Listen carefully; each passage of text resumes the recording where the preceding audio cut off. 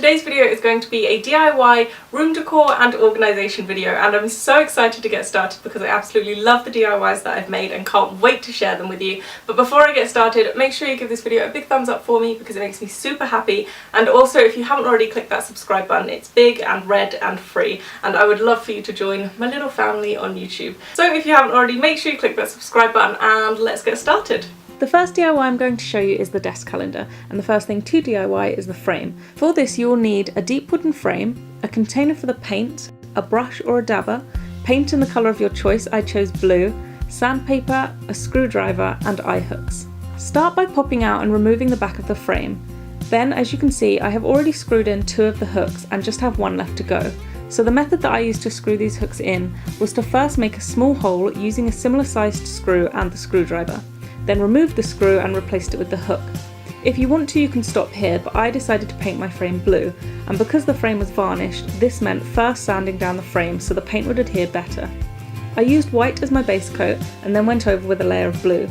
Once the paint has dried, pop the screws back in and replace the back of the frame. I popped in a piece of white card to act as my background.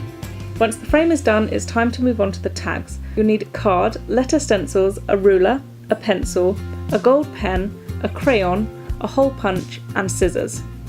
Start by measuring the tags so you can fit 3 side by side in your frame. My frame was 5 by 7 and I'll leave my tag measurements in the description below. Cut the tags to size and then decorate how you please. I decided to go with a pink gradient from 2 of the corners. Then, using the letter stencils and the gold pen, draw on the months and the dates. The final step is to hole punch your tags and your calendar is ready to go. The next DIY is unbelievably simple. All you'll need for this is a wooden frame and an eye hook. And I was really lucky with my frame in that it was made of cork, but just a wooden frame will do. As you can see, I've put a cute little postcard into my frame so that it looks pretty, and then I'm just screwing in the eye hook where I think it would suit best. And this is just really useful if you're someone that loses your keys a lot. Whenever you walk through the door, you can just hang your keys onto your frame and you always know where they are when you're ready to go out.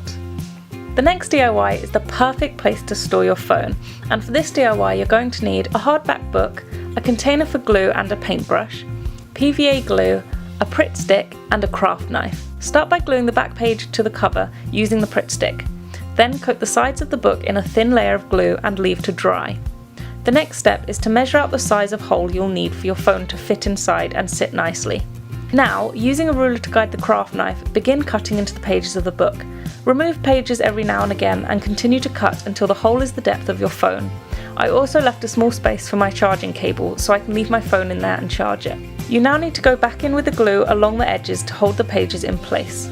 I also added coloured card to the front page to make it a little cuter, and I think this is so perfect for storing your phone on your bedside table. The final DIY is another super simple one, and for this you'll need clear clipboards, patterned paper, I used a wallpaper sample, a pencil, scissors, PVA glue, a dish and a brush.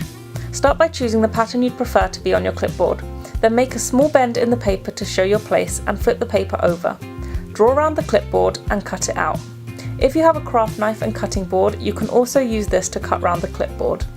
Once you have your pattern, apply a thin and even coat of glue to your paper and then press the clipboard on top, being sure to press out any air bubbles.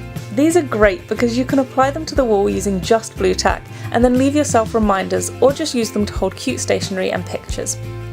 Okay, so that is it for today's video. I really hope you enjoyed. As I said before, make sure to give it a big thumbs up if you did and also subscribe if you haven't, and I will see you very soon. Bye!